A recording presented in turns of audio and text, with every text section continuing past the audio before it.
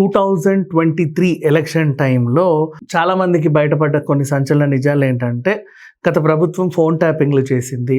Phone tapping వల్ల ఇండస్ట్రియలిస్టుల personal డేటాను స్వీకరించింది. అలాగే రాజకీయ ప్రముఖులు వాళ్ళ ఎవరెవరైతే ఎవడు మనోడు ఎవడు పగోడో తెలుసుకోవడానికి ఫోన్ ట్యాపింగ్లు చేసి ఈ విషయాలన్నీ కూడా వాళ్ళు తెలుసుకున్నారు. ఫామ్ హౌస్లో కేసీఆర్ కూర్చొని ఇదే పని మీద ఉన్నాడు, వీళ్ళకి పోలీసులు కూడా సహకరించారు అని చెప్పేసి ఒక వార్త పెద్ద ఎత్తున దుమారం రేపింది. 2024 నాటికి అదొక ఆల్మోస్ట్ ఇంకా చెప్పాలంటే పెద్ద ఒక బాంబ్ పేలింది.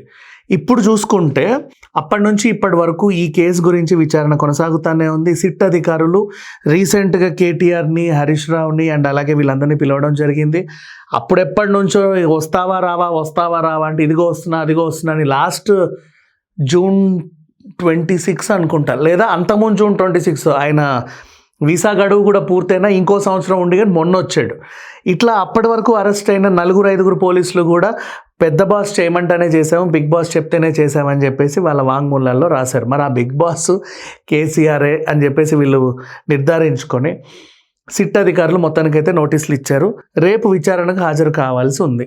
వస్తాడా రాడా, ఒంటరిగా వస్తాడా, అడ్వకేట్స్తో వస్తాడా ఏంటా అనేది మనం వేచి చూడాలి. ఇకపోతే దీని గురించి మాట్లాడుకుందాం.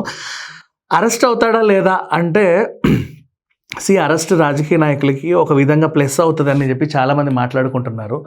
ఎందుకంటే జగన్ అరెస్ట్ అయ్యాడు, తర్వాత ఆయనకు అది ప్లస్ అయింది. రేవంత్ రెడ్డి అరెస్ట్ అయ్యారు, తర్వాత ఆయనకు అది ప్లస్ అయింది. నెక్స్ట్ అలాగే చంద్రబాబు నాయుడు గారు అరెస్ట్ అయ్యారు, తర్వాత అది ఆయనకి ప్లస్ అయింది. జయలలిత అరెస్ట్ అయింది, తర్వాత ఆవిడకి ప్లస్ అయింది. ఇట్లా చాలామంది అరెస్ట్ అయిన తర్వాత వాళ్ళ ప్లస్ల గురించి మాట్లాడుకుంటున్నారు. కానీ అదే కేజ్రీవాల్ అరెస్ట్ అయ్యాడు, మరి అది తనకి ప్లస్ అవ్వలేదే. ఇంకా చాలామంది అరెస్ట్ అయ్యారు, మరి ఎవరికి ప్లస్ అవ్వాలా? ఆ కోణంలో కూడా మీరు ఆలోచించండి. అరెస్ట్ అనేది ప్రతిసారి ప్లస్ అవ్వాల్సిన అవసరమే లేదు, మైనస్లు కూడా ఉంటాయి. ఎందుకంటే ఎలా అరెస్ట్ అయ్యావు, ఏ కేసులో అరెస్ట్ అయ్యావు, నీ మీద నేరం మోపబడిందా లేకపోతే నువ్వు నిజంగా తప్పు చేసావా అనేది జనాలు తేల్చుకోవాలి. ఇప్పుడు జనాలందరికీ అర్థమైంది. ఎందుకంటే ఇన్ని ఫోన్ ట్యాపింగ్లు, హీరోయిన్ల ఫోన్ ట్యాపింగ్లు, పాపం భవ్య సిమెంట్స్ అధినేత మన అంతకుముందు టీడీపీలో ఉండే ఎమ్మెల్యే 2-3 సినిమాలు కూడా తీశాడు, భవ్య క్రియేషన్స్. ఆయన్ని పార్టీలో చేరమంటే చేరనన్నందుకు ఇబ్బంది పెట్టి ఆయన మీద భూ కబ్జా కేసులు పెట్టి వాళ్ళ కొడుకుని, కోడల్ని అందరినీ ఇబ్బంది పెట్టారు. సరే, అదొకటి. నెక్స్ట్ మళ్ళీ అదే ఒక అంబులెన్స్ ఆయన కూడా చెప్పుకున్నాడు కదా, నన్ను ఇలా చేశారండి, సికింద్రాబాద్కి టాస్క్ ఫోర్స్ అని పిలిచారు, డబ్బులు ఇవ్వమన్నారు. ఇప్పుడు కూడా జన్వాడ ఫామ్ హౌస్ ఎవరిది? సత్యం రామలింగరాజుది, వీళ్ళది కాదు.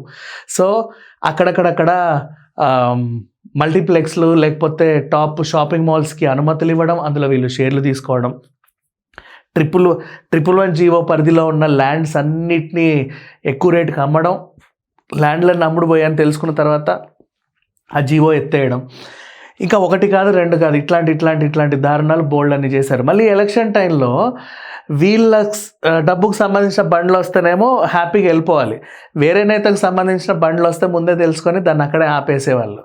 ఇట్లాంటి సిట్యువేషన్లో 1 కాదు 2 కాదు దారుణాలు చేశారని చెప్పుకోవచ్చు. మొత్తానికైతే ఒకరి తర్వాత ఒకరు ఆ పోలీస్ బృందం వాళ్ళు అరెస్ట్ అయ్యారు. Step by step Harish Rao, KTR, next KCR వీళ్ళని కూడా పిలుస్తున్నారు. చివరాఖరికి ఒకవేళ ఈయన కనుక చేశాడు అని తేలితే అంత ఈజీగా శిక్ష పడుద్దా అంటే బాబు ఇప్పటితో తేలవు. మీరు జస్ట్ న్యూస్లలో చూసి సంబరం పడ్డమే తప్ప ఏమీ ఉండదు. ఎందుకంటే ఇప్పుడు ఒకవేళ అరెస్ట్ అయినా బెయిల్ మీద బయటకు వస్తాడు, మా అయితే 1-2 నెలలో ఉండి, ఆ తర్వాత ఇది కొనసాగుతానే ఉంటుంది. ఇప్పుడు జగన్ గారి కేసు ఇప్పటివరకు కూడా ఏది తేల్లా, ఏ కేసులు అంత ఈజీగా తేలవు, కొన్నాళ్ళ పాటు పోతా ఉంటాయి. కాకపోతే ఏంటంటే జనాలు ఆ టైంకి అరెస్ట్ అయ్యాడు అనేది బలంగా తీసుకెళ్లడంలో ఈ పార్టీలు ఏంటంటే బాగా ఫోకస్ పెడతా ఉంటాయి. ఈవెన్ దో అంటే వాళ్ళు ఏదో ఫోకస్ పెట్టుంటే ఏదో కావాలని వీళ్ళని ఏదో కక్షగట్టో ఇంకేదో చేసో అరెస్ట్ చేశారని మాత్రం అనుకోవద్దు. ఫస్ట్ తెలంగాణ సెంటిమెంట్ని ఉపయోగించుకొని సీఎం అయ్యాడు, ఆ తర్వాత అడ్డమైన కార్యకలాపాలన్నీ చేసి ఇంకో 5 ఏళ్ళు కొనసాగాడు. ఎంతకాలం ఆగుద్ది చెప్పండి ఎవరైనా సరే. పోనీ వీళ్ళ అబ్బాయి అంటే తెలివైన వాడు కాబట్టి కొద్ది గొప్ప మసలు కలిగాడు. ఆ అమ్మాయిని కూడా అయ్యో పాపం ఇవిడ ఎలా బతుకుద్దో అని చెప్పి ఒక స్కామ్ చేసుకొని లిక్కర్ స్కామ్ ఇస్తే దొరికేసింది. ఆవిడ కొన్నాళ్ళు జైలుకి వెళ్ళి వచ్చింది. పోనీ రాజకీయాలు ఆవిడకి ఏమన్నా ప్లస్ అయిందంటే అది కూడా లేదు. పోనీ ఆవిడ జైల్లో ఉన్నప్పుడు ఈయన కలిశాడంటే లేదు. ఎందుకు? ఎప్పుడు బయటికి వస్తే ఎక్కడ ఎవరు అరెస్ట్ చేస్తారన్న భయంతో ఎప్పుడు 100 మంది 20 మందిని 200 మందిని పెట్టుకొని అటు ఇటు వెళ్ళేవాడు. అప్పుడప్పుడు నోరు లేస్తుంది, అప్పుడప్పుడు సైలెంట్గా ఉంటాడు.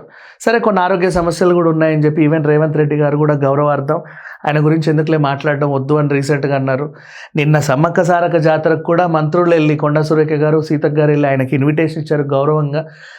అసెంబ్లీలో కేసీఆర్ గారు ఉన్న రేవంత్ రెడ్డి గారు వచ్చి ఆత్మీయంగా పలకరించారు. ఎందుకంటే రాజకీయంగా మనం ప్రత్యర్థులమే కానీ మనిషిగా మనకు ఎలాంటి శత్రుత్వం లేదు. ఎందుకంటే ఉండేది ఇక్కడిక్కడే కాబట్టి. నీ ఇంటికి నా ఇంటికి మహా అయితే 1 కిలోమీటర్ 2 కిలోమీటర్ల దూరం ఉంటుంది. People are neighbours. కాకపోతే రాజకీయంగా ప్రత్యర్థులు ఉంటారు. అది కూడా జనం కోసం కొట్లాడుతూ ఉంటారు. మీరు ఇది చేశారు, మేము అది చేసాం, ఇలా ఇంత తగ్గించి ఏమీ ఉండదు. సో ఓవరాల్గా ఫోన్ ట్యాపింగ్ కేసులో రేపిన విచారణకు రావాల్సి ఉంది. రేపటి రోజు చాలా కీలకం. జూబ్లీ హిల్స్ పోలీస్ స్టేషన్కి విచారణకి హాజరవుతారని అయితే తెలిసింది. మరి ఆయన ఒంటరిగా వస్తాడా లేకపోతే న్యాయవాదులతో వస్తాడా? న్యాయవాదులతో వస్తే ఖచ్చితంగా ఈయన భయపెడుతున్నట్టే లెక్క. ఎందుకంటే ఏం చేయనివాడు ధైర్యంగానే వస్తాడు.